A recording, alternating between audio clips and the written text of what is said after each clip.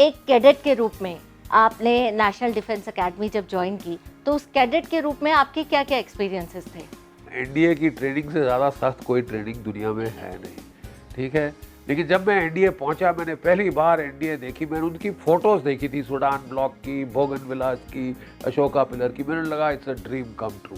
मैं 10 दिन लेट आया था और वहाँ तो एनडीए में वो पहले कहते हैं व्हाट्स माय नेम, सबके नाम याद रखने होते हैं। तो मैंने उसको बोला आई हैवंट द फेंटेस्ट, मैं जस्ट मेट यू। व्हाट, मेरा जो सीनियर था वो रगड़ा लगाया मेरे को शाम को कि अरे होश हवास उड़ गए।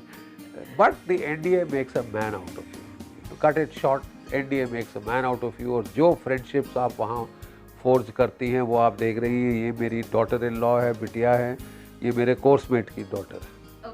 मतलब वहाँ से ये बॉन्ड शुरू होते हैं जो लाइफ लॉन्ग होते हैं। और best thing about the NDA is the bonding, जो खासकर एक स्क्वाड्रन वाले, एक कोर्स वालों के बीच जो आपस में होती है, वो ज़िंदगी जाती है, till death do us part हो जाती है। और बहुत अच्छा, I learned hell of a lot. हमारे इंस्ट्रक्टर्स उस वक्त हैंड पिक्ड थे पूरे भारतवर्ष के। तो I mean what do I tell you, मैं देखिए मेरे वहाँ पे जो इंग्लिश के इंस्ट्रक्टर थे, तो एक दिन मैंने वहाँ पे कविता लिखी अपने, संडे को बैठे अपने कैबिन में, बाहर देख रहा था सुनहली धूप ये वो, तो मैंने कविता लिखी और बड़े शाइली मैंने अपने प्रोफेसर को दिखाई। प्रोफेसर रायना साहब होते थे, वो बड़े गुस्सैल थे और वो क्या करते थे, जब उनको गुस्सा आता था तो 3rd फ्लोर पे हमारी क्लासें चलती थी, वो उठा के कॉपी बाहर फेंकते थे, वो 3 फ्लोर नीचे गिरती थी, गो एंड गेट इट। और हमको दौड़ के जाना होता था, 3 फ्लोर चढ़ के हाँफते हाँफते आना होता था इन टाइम, यू नो।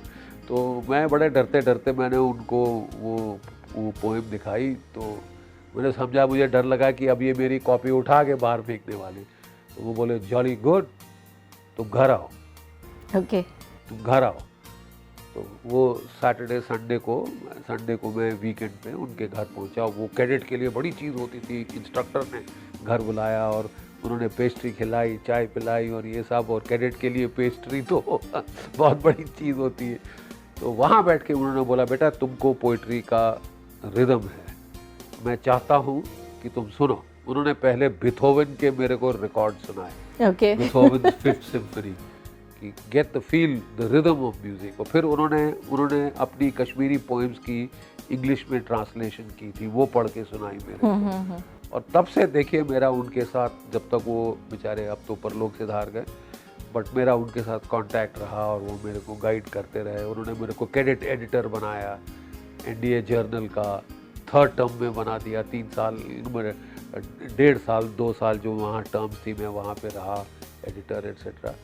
तो मेरे को I have some very fond memories of the NDA. वहाँ पे लाइब्रेरी थी जिसमें कोई 1 लाख से ज़्यादा किताबें।